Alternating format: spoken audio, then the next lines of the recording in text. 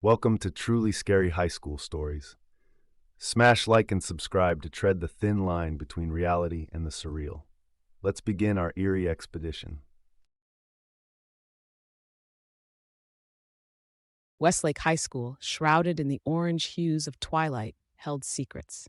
Among them, Room 101 whispered about in hushed tones, an urban legend that piqued curiosity and ignited fear in equal measure. Avery, a senior, had heard the tales.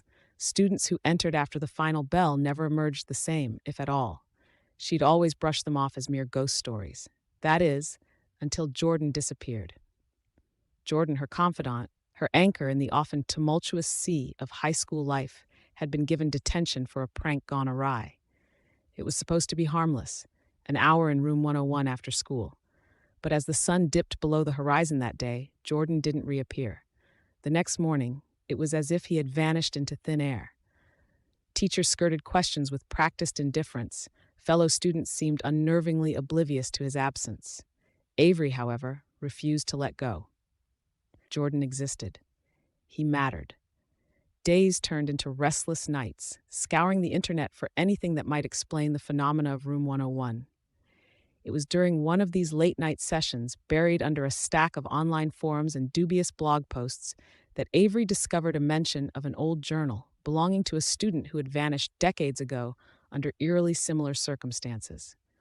Determination set in her green eyes. Avery made her decision. She would break into the school, find Room 101, and uncover its secrets. Under the cloak of darkness, equipped with nothing but a flashlight, her worn-out backpack, and an indomitable spirit, Avery infiltrated Westlake High. The school, a labyrinth of shadows and silence, seemed to watch her every move. She found Room 101 almost too easily, as if it were waiting for her. The door, a nondescript barrier to an unknown horror, creaked open under her trembling hand. Stepping inside, Avery braced herself. The room was cold, unnaturally so, and as she crossed the threshold, a sudden vertiginous sensation overcame her. Reality warped, and she stumbled into a dimension wholly alien and yet disturbingly familiar. The twisted hallway of Westlake High stretched before her, its walls pulsating with a grotesque life of their own. Desks and lockers melded into the architecture, forming a macabre mosaic of academic dread. It was here, in this nightmarish tableau, that Avery encountered her first horror, a creature born of rejection, its many eyes weeping tears of loneliness, its voice a cacophony of whispered insults and scorned pleas. Avery, frozen by fear, realized the creature fed on her deep-seated anxiety of not belonging, of being alone. With a surge of clarity, she broke its gaze, running past it, the monster's wails fading into the distance. Her resolve strengthened. Avery was not just seeking Jordan, but facing the embodiment of her own fears. Navigating the labyrinthine corridors, Avery finally came upon the dimensional library, a repository of fears where each book pulsed with the nightmares of Westlake High's students. Amongst the towering shelves and shadowed aisles, she found Jordan, motionless, his eyes haunted. "Jordan!" Avery's voice cracked the silence like a whip. At the sound of her voice, he stirred, as if waking from a deep, dreadful dream. "Avery? I thought I was alone here? Forever." Jordan's voice was a whisper, heavy with despair. "No, we're getting out of here together," Avery declared, her determination unwavering. But as they prepared to face the terrors that lay ahead, Avery couldn't shake the feeling that the worst was yet to come. Their journey through this twisted dimension was only just beginning. As Avery and Jordan ventured deeper into the dimensional library, its shelves towering like silent sentinels, they encountered the personal monsters they had unwittingly nurtured with their deepest fears. Avery's came first, a towering, inky black figure, its form constantly shifting, representing her terror of failure and the subsequent loss of control over her life. Its silhouette seemed to pull the very light into its void, an abyss from which stark, accusatory voices emerged, echoing her own insecurities. Jordan stood paralyzed, watching as Avery squared off with the manifestation of her dread. The air thickened, charged with a tangible fear, yet Avery did not falter. She realized that to defeat this entity, she had to confront the very fears that gave it life. Drawing a deep breath, she faced the creature, her voice steady. "You are not my failure. You are my challenge." To her astonishment, the figure began to waver, its form blurring as if unable to maintain its menacing presence in the face of her conviction. Emboldened by Avery's victory, Jordan turned to face his own horror. A spectral figure, hunched and cloaked, mirrored his social anxieties, whispering distorted reflections of his deepest insecurities about belonging and being understood. In its presence, Jordan felt the weight of isolation, the cold grip of anxiety tightening around him. But witnessing Avery's courage stirred something within. He understood then that his power lay not in avoiding fear, but in embracing and transcending it. With a newfound resolve, he addressed the apparition. I am more than my fears. I am defined by how I rise above them. Like Avery's, his figure started to dissolve, its whispers fading into a hushed silence. Together, they navigated the labyrinth of the library, guided by Avery's artistic intuition. She had begun to see patterns in the arrangement of the books, each a representation of student fears. They led to the heart of the dimension, where the core entity resided, a colossal, amorphous beast that thrived on the collective fears of Westlake High's students.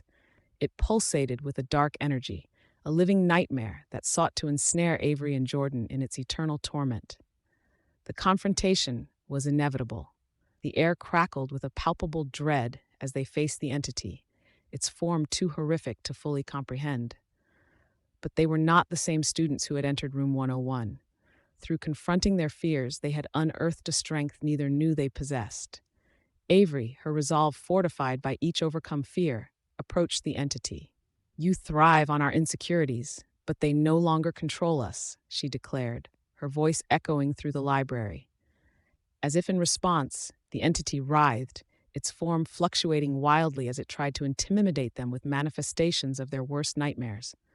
Jordan, standing alongside Avery, added, We acknowledge our fears, but we will not be defined by them. Their united front, a testament to their growth, infused the air with an aura of defiance. The entity, weakened by their resilience, began to shrink, its roiling mass diminishing as it lost its grip on them.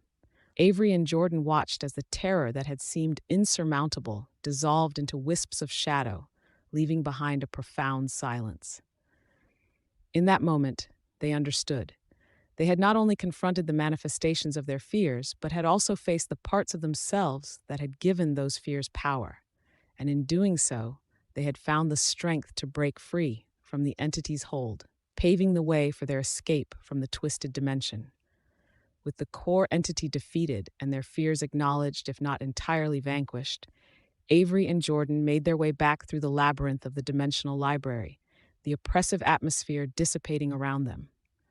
The path that once seemed convoluted now appeared almost welcoming, as if the very architecture of this place had changed in response to their triumph. Finally, they found themselves standing before the doorway that led back to room 101. The door, once an unassuming barrier between realities, now seemed like a monumental threshold. Avery reached out, her hand hovering over the doorknob, sharing a glance with Jordan that carried the weight of their shared ordeal. With a collective breath, they stepped through together. The transition was disorienting, a momentary immersion in darkness followed by the stark, fluorescent light of room 101, the cursed classroom, the source of so many whispered rumors, and the entrance to a dimension of fear appeared just as any other room. The desks were in neat rows. Chalk dust lingered in the air, mundane. Yet to Avery and Jordan, it was anything but. They emerged to find the school before sunrise, the early morning light casting long shadows in the empty hallways. Together, they walked in silence, a comforting presence to each other, out of the building that had been the stage for their most harrowing experience. In the days that followed, Avery and Jordan observed room 101 being sealed off. The administration declared it structurally unsound, but the duo knew the truth. The curse of room 101 was no more, its doorway to a dimension of fear closed by their actions. Yet the echoes of their journey lingered, imprinted in their minds. They returned to their everyday lives, but the resonance of their experience in that other dimension remained, a haunting melody only they could hear. The battles they had fought there were deeply personal, yet they emerged with a newfound understanding of themselves and each other. They realized that while they had faced physical manifestations of their fears, The true battle was internal, one that wouldn't end with the ceiling of room 101. The conclusion of their ordeal marked not an end, but a beginning. Avery found herself drawing more, her sketches imbued with a depth and emotion she hadn't realized she could express. Jordan, too, discovered a voice he had suppressed, engaging more with those around him, his fears of isolation and misunderstanding no longer silencing him. Their friendship, strengthened by adversity, became a beacon for both, a reminder that genuine connections could weather any storm. And so, as they walked the halls of Westlake High, they carried with them the lessons of Room 101. Facing one's fears was not a battle to be won, but a journey to be undertaken, one step at a time. And in that journey, they had each other, a constant in a world transformed by their encounter with the unimaginable. The legacy of Room 101 remained, a chapter in the history of Westlake High, shrouded in mystery and speculation. But for Avery and Jordan, it was a testament to their journey through fear, a journey that had brought them back not just to the place where it all began, but to themselves. Mark had never particularly stood out in high school, a fact that came with its pros and cons. On one hand, it meant no unwanted attention from bullies or teachers. On the other, it felt like living in a bubble, invisible to nearly everyone. Friends were few, and his social life hovered between barely there and non-existent. This ordinary life, however, was about to take an extraordinary turn. One chilly October day, as Mark rummaged through his locker between classes, he found an elegantly written, anonymous note tucked between his textbooks. "The shadows seek your presence. Tonight, midnight, at the Old Oak. Prove yourself." The note was cryptic, stirring a mix of excitement and apprehension. Mark recognized the shadows as an urban legend around school, a secret society rumored to grant power and popularity to those who dared to join. He had always dismissed such stories as fabrications, but curiosity and a yearning for change nudged him towards acceptance. Under the cloak of night, guided by the thrilling prospect of breaking from his mundane existence, Mark found himself standing before the gnarled branches of the old oak. The darkness was thick, save for a few shards of moonlight that pierced through the leafy canopy. Then from the shadows emerged a figure, wearing a mask that seemed to absorb the light around it. "Mark, welcome. Your task is simple. Within the school, in locker 214, you'll find a pack of truth serum. Slip it into the drink of Mr. Green, our algebra teacher, notorious for his ruthless grading. Do this, and you're in." Faced with this questionable task, Mark's initial excitement waned, replaced by a knot of unease. Yet the allure of finally being someone in the high school hierarchy pushed his doubts aside. The next day, with a mix of guilt and adrenaline, Mark completed the task, watching from a distance as Mr. Green's behavior turned inexplicably honest, much to the amusement and then discomfort of the class. The incident rocketed Mark into a spotlight he had never known, with whispers of his name echoing in hallways that had once seemed indifferent to his existence. The shadows had kept their word, and Mark reveled in this newfound attention, albeit with a lingering sense of unease about the methods employed. It wasn't long before the second note arrived, its contents shadowed with a far darker task. "Congrats on your first triumph. Now, prove your loyalty. Jenna Harrison thinks she's above us with her scholarship talks. Tomorrow, her locker will contain proof of her cheating on last week's exam. Make sure it finds its way to the principal's hands." Mark's heart sank. Jenna was a classmate he'd admired from afar, known for her relentless work ethic and kindness. Sabotaging her future was a price too steep for popularity. Standing in the bustling cafeteria, a battleground of teenage hierarchies, he held the envelope containing Jenna's supposed cheating evidence. His conscience screamed in protest. This wasn't him. This wasn't right. In that moment, Mark realized the true nature of the shadows, not a gateway to friendship and recognition, but a path built on deceit and manipulation. With every eye seemingly watching, Mark tore the envelope into tiny pieces, letting them scatter to the floor, a silent rebellion against the seductive, sinister grip of the shadows. This act of defiance was his first true step towards finding his place in the world, not through the shadows of deceit, but in the light of integrity and courage. After Mark's public rebellion against the task given to him by the shadows, the atmosphere around him shifted dramatically. Whispers followed him like shadows, but among the voices of speculation, there was a distinct tone of respect that hadn't been there before. It was during this tumultuous time that Luke, a senior and a star athlete Mark had always admired from a distance, approached him. In the dimly lit gym, amid the smell of sweat and the distant sound of bouncing basketballs, Luke revealed his own dark history with the shadows. The silver necklace he twisted in his fingers as he spoke became a symbol of his vulnerability. "I was in too deep before I realized the cost," Luke confessed, his voice a blend of regret and urgency. "It's not just about completing tasks. It's about control, power. But you stood up to them, Mark. That's something I never had the courage to do." As Mark listened, a resolve solidified within him, a determination not just to distance himself from the shadows, but to dismantle it. He was no longer alone in his fight. Sarah, the school's top investigative journalist, and someone Mark had known only through her byline, joined them shortly after. With her keen eye for the truth and Luke's insider knowledge, they formed an unlikely alliance. Their first collaborative effort led them to the school's old library, a near-forgotten labyrinth of books and records. It was there, in the dust of neglect, that they uncovered the roots of the shadows. Old yearbooks hinted at the society's existence for decades, and cryptic marginalia pointed towards a history of manipulation and a sinister purpose far beyond high school pranks or social climbing. This discovery was more than a revelation.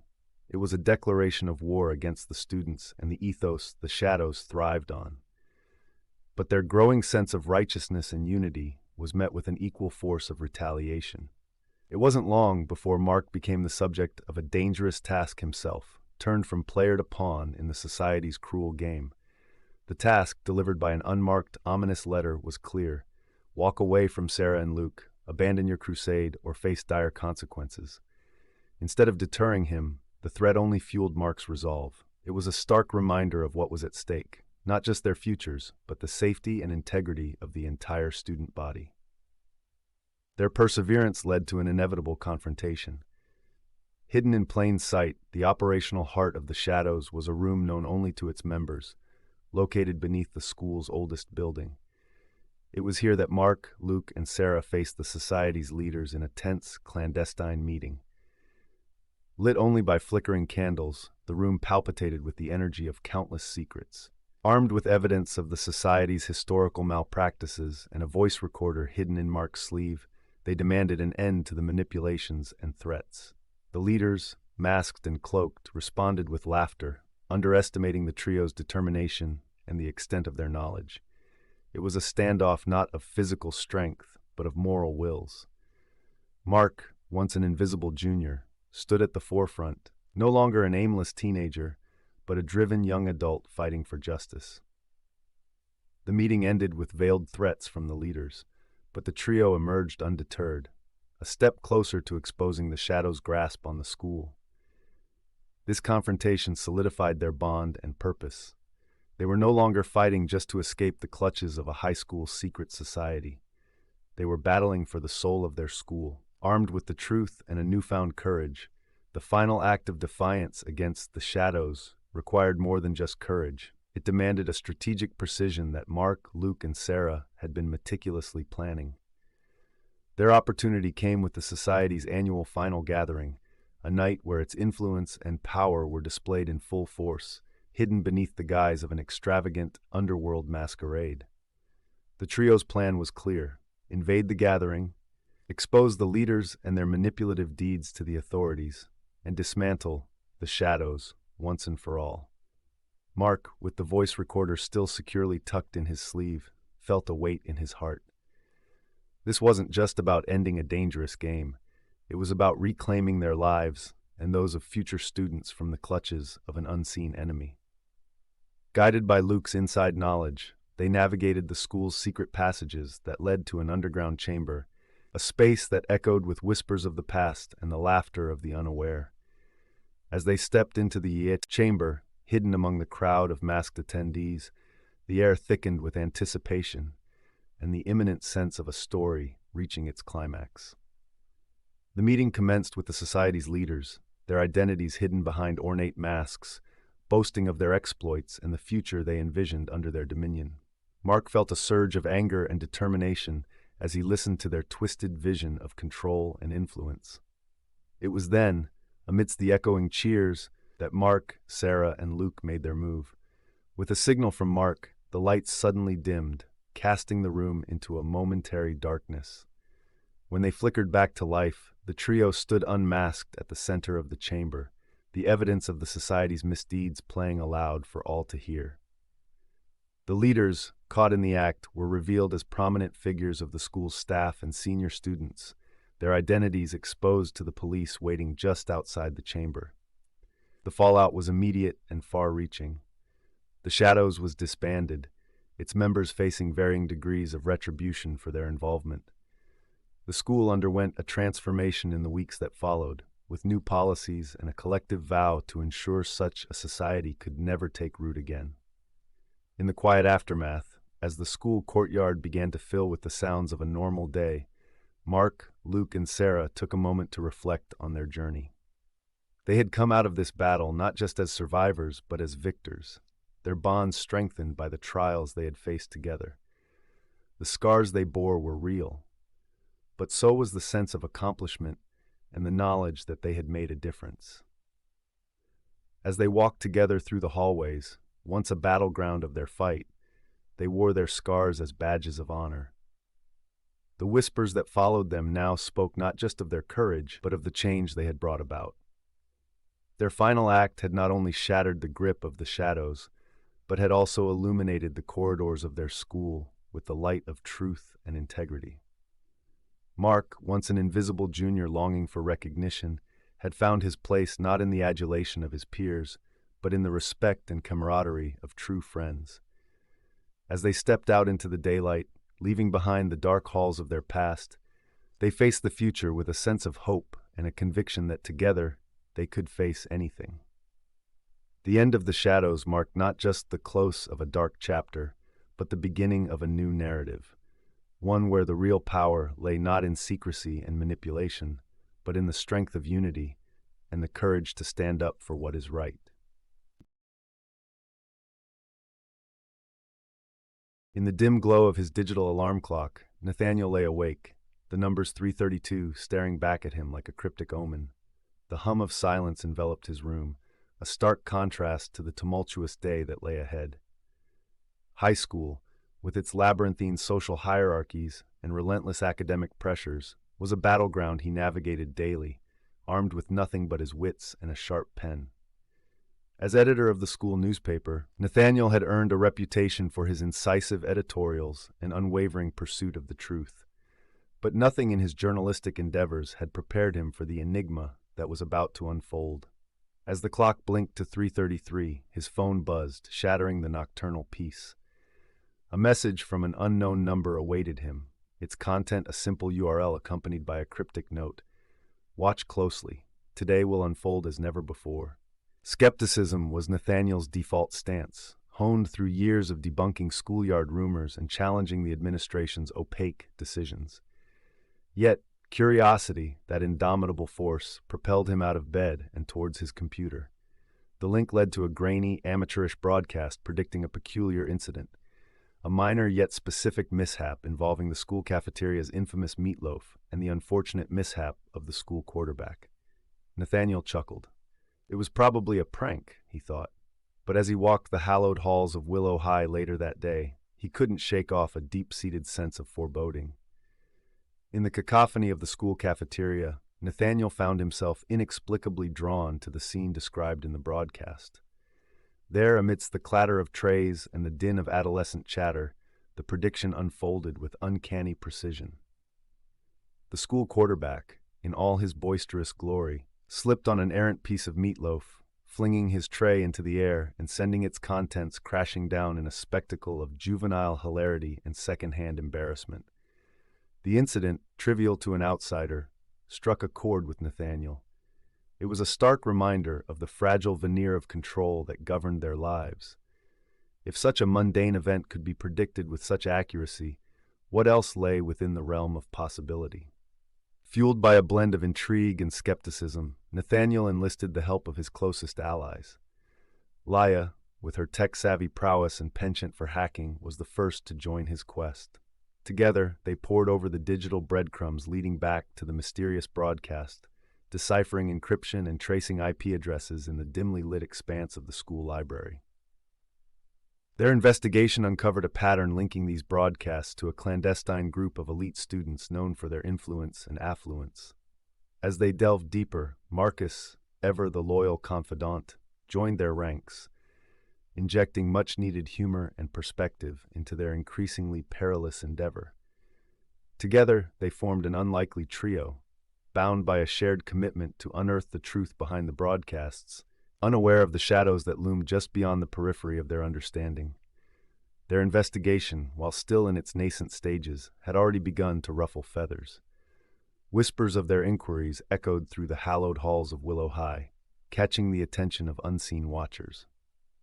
Nathaniel, Leah, and Marcus found themselves at the precipice of a revelation that promised to shake the very foundations of their understanding of power and influence within the microcosm of high school society. As the sun dipped below the horizon, casting long shadows across their clandestine meeting in Marcus's backyard, a resolve steeled within them. They were no longer mere students. They were crusaders on the brink of exposing a conspiracy that thrived in the unseen corridors of their everyday lives. The game had changed, and so had they. But as they would soon discover, some secrets wield the power to change everything, challenging the very fabric of their reality and the bonds that held them together. The stakes escalated rapidly as the trio's investigation into the broadcasts intensified. What began as a curiosity-driven pursuit quickly morphed into a perilous game of cat and mouse. Nathaniel, Leah, and Marcus, once mere spectators in the grand theater of high school politics, now found themselves squarely in the spotlight, and not everyone was pleased with their newfound prominence.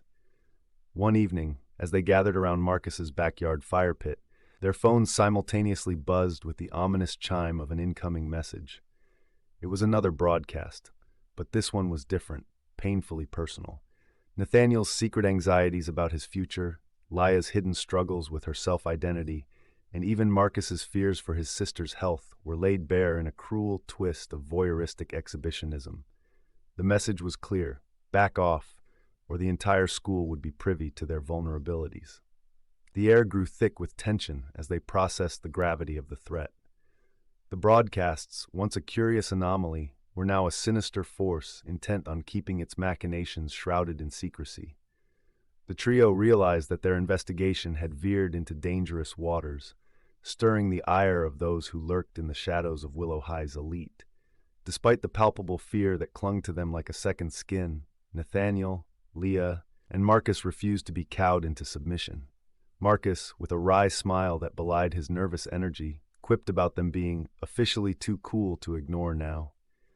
Leah, her fingers flying over her laptop keyboard, channeled her frustration into finding a vulnerability in the broadcast system.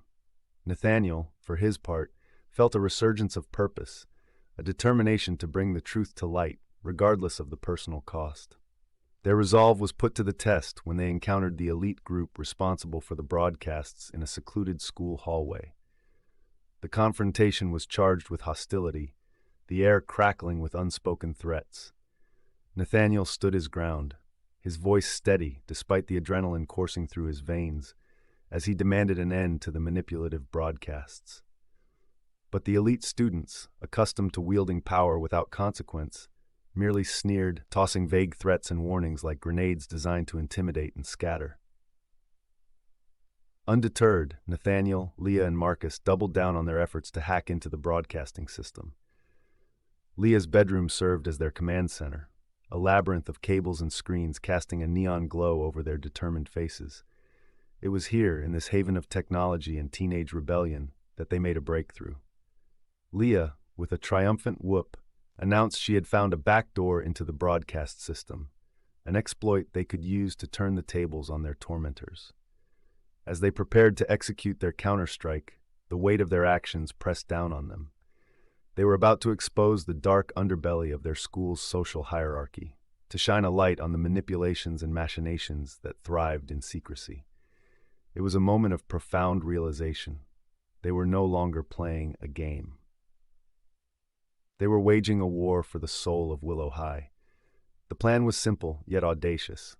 Hijack the next live broadcast and reveal the truth about the elite students' conspiracy.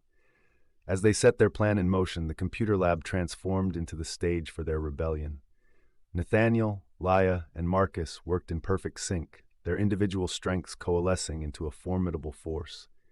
With each keystroke, they inched closer to their moment of truth. Unaware of the eyes watching them from the shadows, the forces rallying against their quest for justice.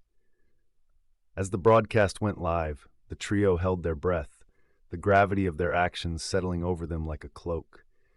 They were about to change the course of their high school experience forever, for better or worse.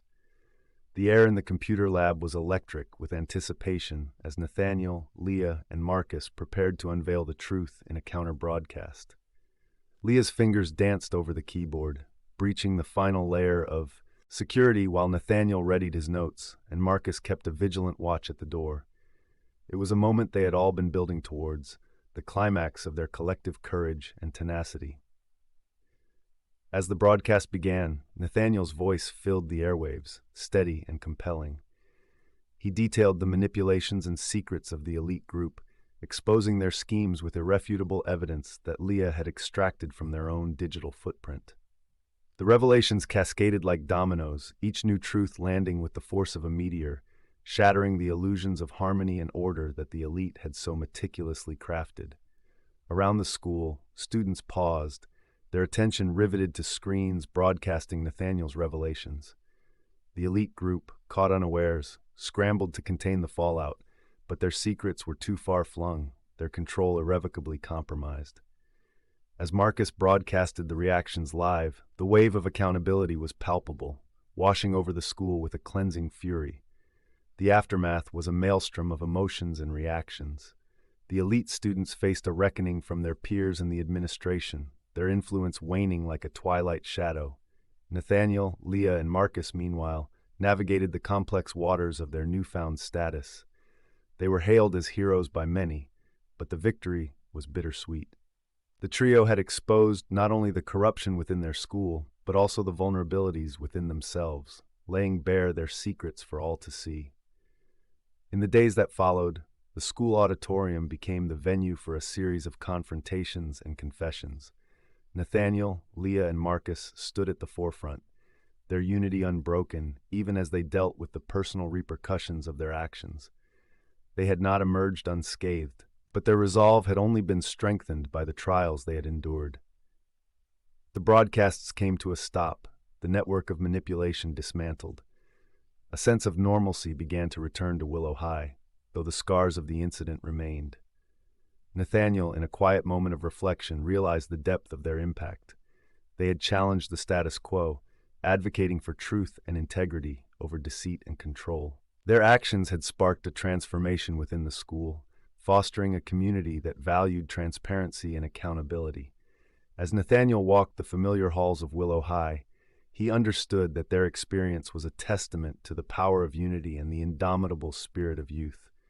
The broadcasts had ceased, but their legacy endured, a beacon of hope in the relentless pursuit of justice.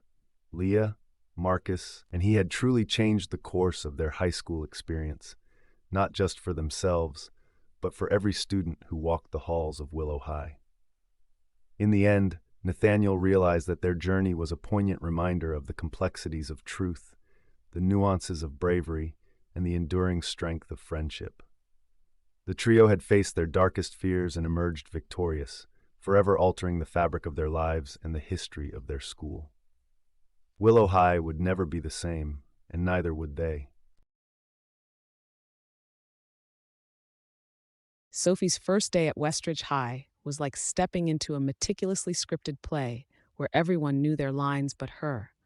The corridors, awash in morning sunlight, buzzed with the cacophony of locker doors slamming, laughter, and the intermittent drone of the morning announcements.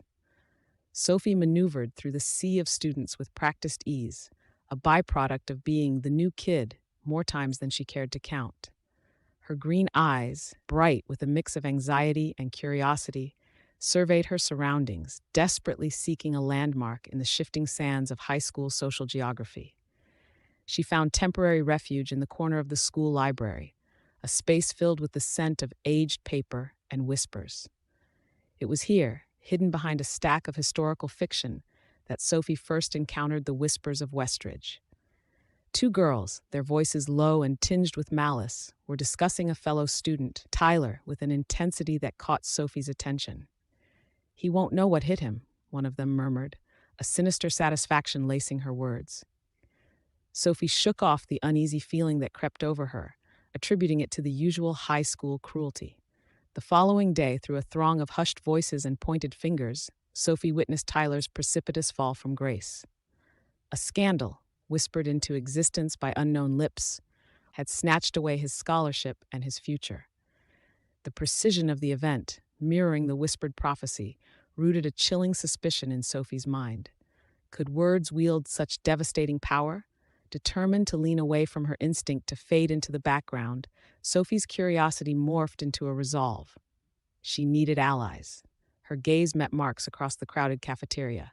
The star athlete with a reputation for kindness, Mark had offered Sophie an easy smile on her first daunting day, a gesture of goodwill in the unforgiving social economy of high school. Finding Mark was straightforward enough, but convincing him that something sinister was wicking through the school's very walls was another matter.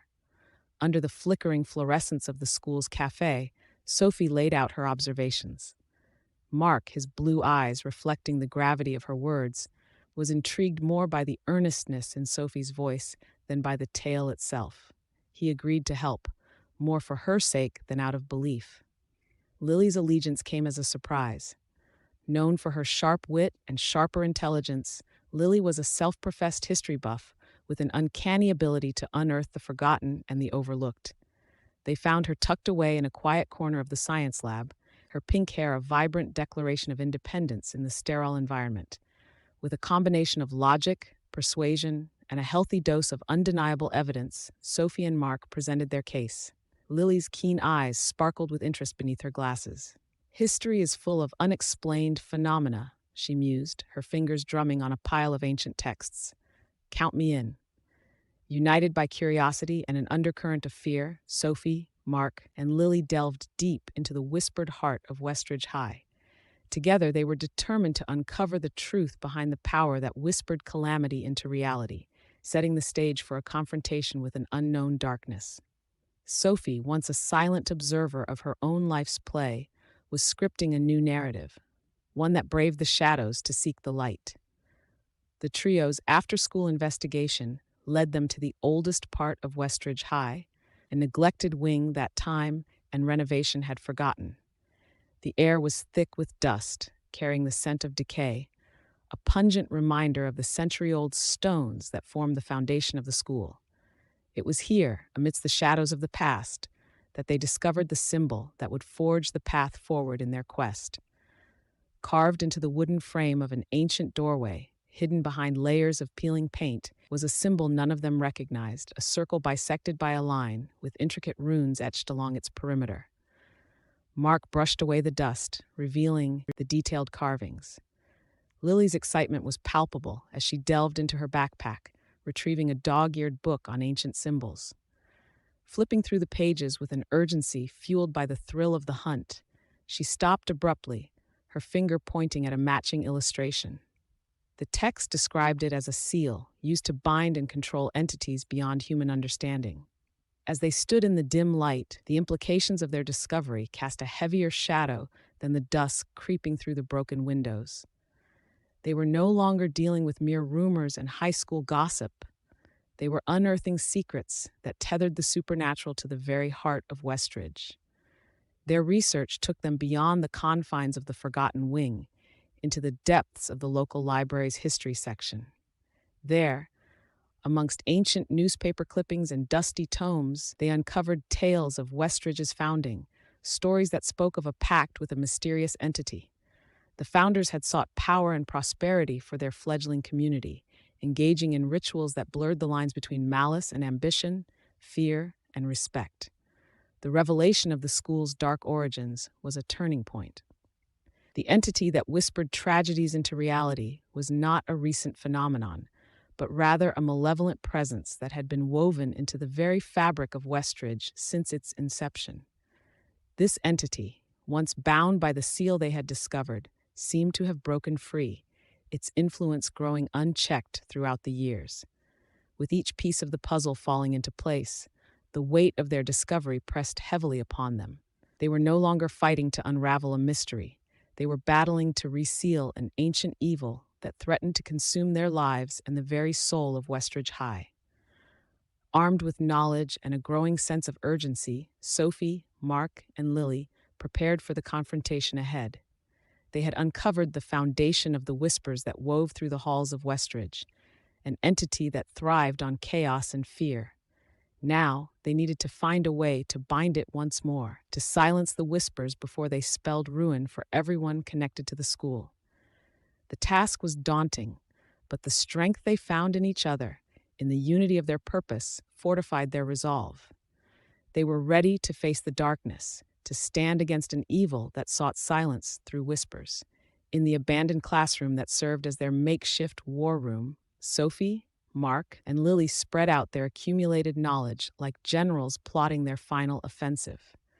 The ancient book lay open, its pages containing the ritual bound to the seal, the key to rebinding the entity. It was clear that unity and a reversal of the whisper's power were essential. They needed to transform fear into hope, isolation into solidarity. The plan was simple, yet daring. They would confront the entity in the catacombs beneath Westridge, using its own mechanism of whispers against it to weave a new narrative of unity among the students. As night cloaked Westridge in shadow, the trio made their descent into the catacombs, the echo of their steps a testament to their resolve. The air grew colder, the oppressive weight of history pressing down upon them. They found the heart of the catacombs, a chamber where the air thrummed with unseen energy, the presence of the entity palpable. Sophie stepped forward, her voice steady as she addressed the darkness, her words a challenge and a beacon. Mark and Lily stood by her side, their unity a tangible force in the oppressive gloom. The entity responded, its whispers coalescing into a vortex of shadows, voices of despair and malice seeking to unmake their resolve. But Sophie, guided by the courage found in friendship and the clarity of their purpose, began to speak the words of the ritual, her voice a counterpoint to the darkness. Mark and Lily joined in, their voices intertwining with Sophie's in a chorus of defiance. Around them, words of hope began to echo, whispers of unity and strength from the students above, their collective voices bolstering the trio's efforts. The entity, starved of the fear and division it thrived upon, weakened, its form dissolving as the seal was restored, its whispers fading into silence. In the aftermath, as the first light of dawn filtered through the catacombs, Sophie, Mark, and Lily emerged, united by a bond forged in the crucible of their ordeal. Westridge High woke to a new day, the oppressive atmosphere of fear replaced by a cautious optimism. The whispers had ceased, their power broken by the courage of 3 students who dared to confront the darkness. The school slowly healed, the student body drawing closer, mindful of the power their words held. Sophie, Mark, and Lily returned to their lives, changed by their experience. Sophie found her voice, no longer the silent observer but a beacon of hope. Mark discovered a purpose beyond the accolades, his leadership qualities shining in new ways. And Lily, her sharp intellect and spirit undimmed, continued to seek out the mysteries of the world, steadfast in her quest for knowledge. Together they had faced the unknown, confronting the shadows of the past to secure the future. Westridge High would remember their tale, a story of courage, unity, and the power of voice. The whispers of Westridge, once a source of fear, now spoke of hope, a testament to the strength found in standing together against the darkness.